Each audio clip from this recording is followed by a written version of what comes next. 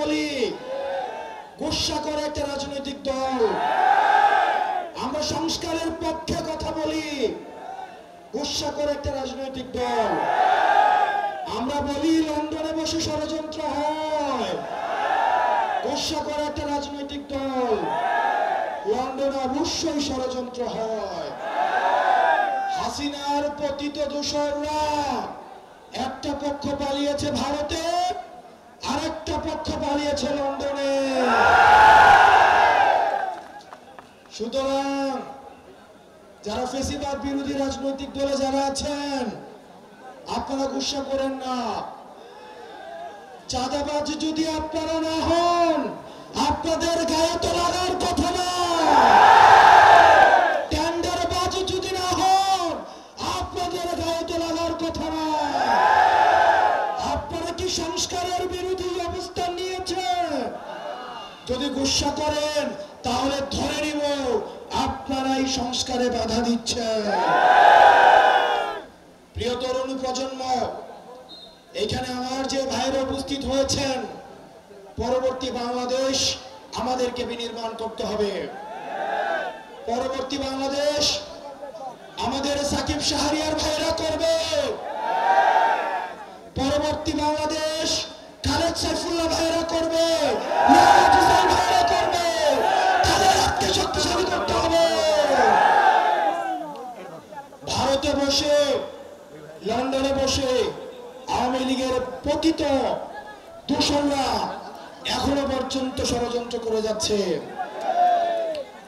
আমাদের সংস্কার কার্যক্রম হতেই হবে।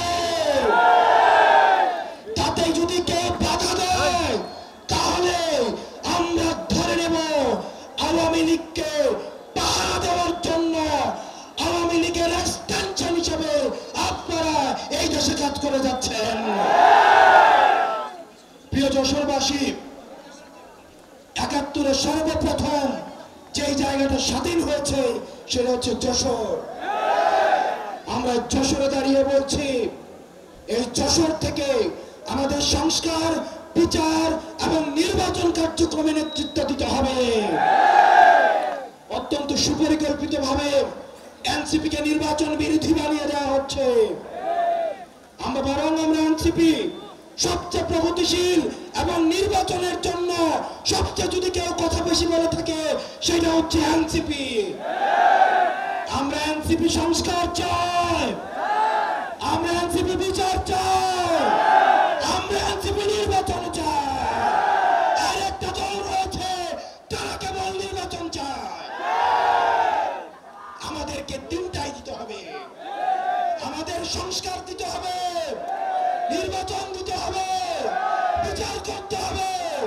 তিনটাকে একসাথে করতে হবে। আর যারা শুধু একটা যাচ্ছে তাদের দুরভিসন্ধি রয়েছে। তারা নির্বাচনও চায় না, তারা বিচারও চায় না, তারা সংস্কারও চায় না। প্রিয় যশোরবাসী, আমাদের ঐক্যবদ্ধভাবে আমাদেরকে পরবর্তী বাংলাদেশের নেতৃত্ব দিতে হবে। পরবর্তী যেই সংকটগুলো ঘনীভূত হচ্ছে সেগুলোতে আমাদের একসাথে লড়াই করতে হবে। আমরা সে লড়াইয়ের জন্য প্রস্তুত আছি। আলেম সমাজ প্রস্তুত আছে।